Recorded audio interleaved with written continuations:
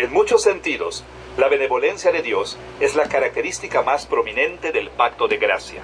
La benevolencia y la bondad motivaron al Padre a enviar al Hijo como nuestro mediador y motivaron al Hijo a regocijarse en esa asignación.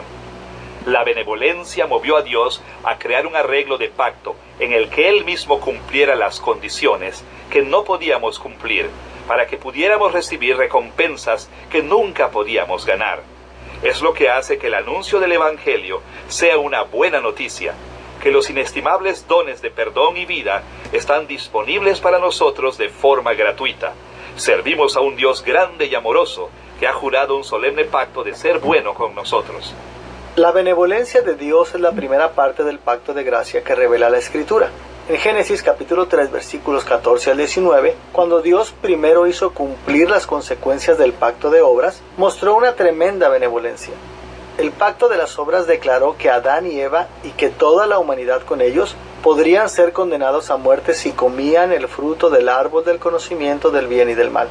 Pero cuando Dios hizo sus juicios, templó su justicia con misericordia, benevolencia y bondad. La primera benevolencia fue que dejó vivir a la humanidad. Nos permitió seguir multiplicando y llenando la tierra. Nos permitió continuar cultivando el suelo y producir alimentos suficientes para nuestra supervivencia. Y lo más importante, prometió enviarnos un Redentor que revertiría la maldición del pecado. Como le dijo a la serpiente en Génesis capítulo 3 versículo 15, «Y pondré enemistad entre ti y la mujer, y entre tu simiente y la simiente suya. Esta te herirá en la cabeza, y tú le herirás en el calcañar». Como usted recordará, este juicio fue una manera figurativa de decir que, en última instancia, un ser humano vencería el reino de Satanás y nos rescataría de la maldición del pecado.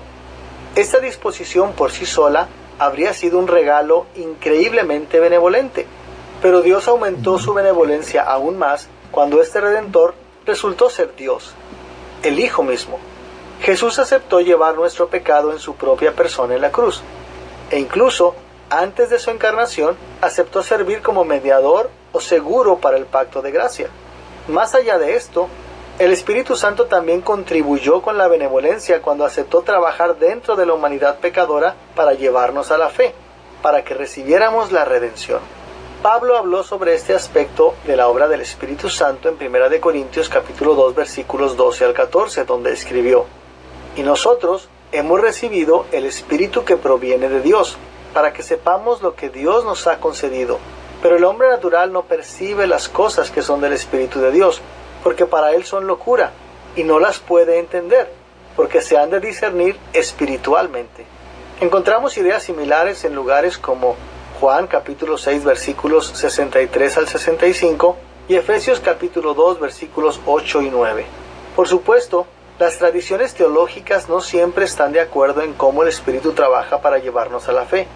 Podemos ilustrar la obra de conversión del Espíritu en términos de dos caminos o senderos. Un camino representa recibir a Cristo como Salvador, y el otro representa rechazarlo. Todos los cristianos evangélicos deben estar de acuerdo en que el Espíritu Santo providencialmente hace que la gente encuentre el Evangelio y se enfrente con esta decisión. Pero hay al menos 3 puntos de vista importantes acerca de la participación del Espíritu en este proceso. En primer lugar, algunas tradiciones teológicas creen que los seres humanos tienen la habilidad natural de elegir el camino hacia la salvación o el camino hacia la destrucción. En esta visión, la obra providencial del Espíritu se enfoca en llevarnos al encuentro con el Evangelio. La segunda opinión está de acuerdo en que el Espíritu Santo prepara nuestras vidas para que encontremos el Evangelio, pero también cree que los seres humanos caídos carecen de la capacidad natural de responder positivamente al Evangelio. En nuestro estado caído, siempre elegiríamos el camino de la destrucción. Así, en esta visión, el Espíritu Santo provee gracia preveniente, o gracia que viene antes de la fe salvadora, que nos permite escoger el camino de la salvación. Una vez que recibimos esta gracia, ambos caminos están abiertos a nosotros y podemos elegir entre recibir o rechazar a Cristo. La tercera opinión principal dice que el Espíritu Santo nos hace encontrar el Evangelio y carecemos de la habilidad natural de escoger la vida. Pero, en este punto de vista, el Espíritu Santo provee gracia irresistible a aquellos que Él elige para salvar. Esta gracia no solo permite elegir el camino de la salvación, sino que en verdad nos asegura que lo haremos. Pero en general, todos los evangélicos deberían estar de acuerdo en que la obra del Espíritu es un acto de benevolencia y bondad hacia nosotros. Habiendo considerado la benevolencia divina como uno de los elementos del pacto de gracia, volvamos nuestra atención a la lealtad humana. El pacto de gracia requiere absoluta obediencia a Dios, tal como lo hizo el pacto de obras. De hecho, las exigencias de la lealtad humana aumentaron realmente en el pacto de gracia. Examinaremos esta idea con más profundidad cuando exploremos la administración del pacto más adelante en esta lección. Por lo tanto, por ahora, simplemente queremos establecer el punto de que el pacto de gracia requiere sincera lealtad humana. Bajo el pacto de obras, el requisito de la lealtad humana tenía que ser cumplido dos veces. Primero tenía que ser cumplido por Adán, nuestro representante del pacto. Si Adán hubiera sido completamente leal a Dios, su obediencia habría sido contada como la obediencia corporativa de la humanidad. Y aunque Adán falló en este aspecto, el pacto de gracia continúa haciéndonos responsables de este estándar. No podemos evitar su juicio simplemente porque no podemos cambiar nuestro pasado. Segundo, el pacto de obras también requería nuestra lealtad personal. Por ejemplo, Eva no fue juzgada solo como parte de la raza de Adán, también fue juzgada por sus propias acciones. Esto indica que Dios requirió su obediencia personal. Podría haber sido posible, por ejemplo, que Adán hubiera obedecido a Dios, pero que uno de sus descendientes hubiera caído en pecado. En tal caso, mientras este pecado no hubiera condenado a toda la humanidad, habría condenado al pecador. Pero una de las hermosas benevolencias en el pacto de gracia es que Jesús actúa como nuestra cabeza de pacto y mediador. Como cabeza de nuestro pacto, ya ha cumplido con el requisito de la lealtad humana corporativa a través de su perfecta obediencia a Dios.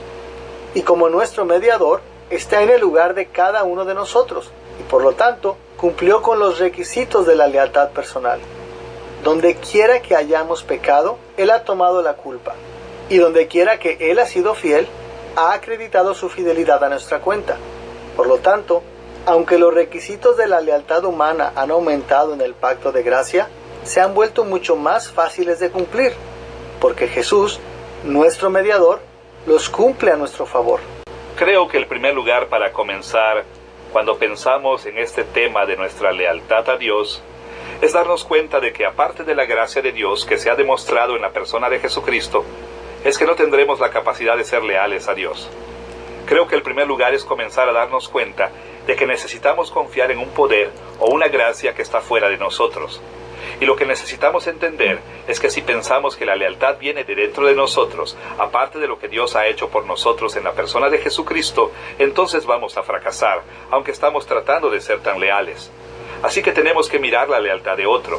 Necesitamos mirar el hecho de que Jesucristo fue el siervo perfecto que vino a satisfacer las demandas de la naturaleza radical de la ley, y que la lealtad y esa fidelidad, esa lealtad, esa obediencia y ese servicio ahora se imputan a nosotros. El teólogo John Wesley, que vivió de 1703 a 1791, describió el requisito de Dios de la lealtad humana en la sección 1, parte 8, de su sermón 6, La justicia de la fe.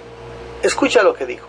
Hablando estrictamente, nada nos exige el pacto de la gracia que hagamos como cosa indispensable o absolutamente necesaria para nuestra justificación, simplemente que creamos en aquel que por amor de su Hijo y la propiciación que éste hizo, justifica al impío que no obra. Aquí, Wesley apeló a Romanos capítulo 4, versículo 5, como prueba de que lo único que el pacto de gracia requiere absoluta y personalmente de nosotros es tener fe en Dios para nuestra salvación en Cristo. En ese sentido, Wesley coincidió con la Confesión de Fe de Westminster, capítulo 7, sección 3, que leímos antes. Escuchemos de nuevo lo que dice. Agradó a Dios hacer un segundo pacto, llamado comúnmente el pacto de gracia, según el cual Dios ofrece libremente a los pecadores vida y salvación por Cristo, exigiéndoles la fe en Él para que puedan ser salvos.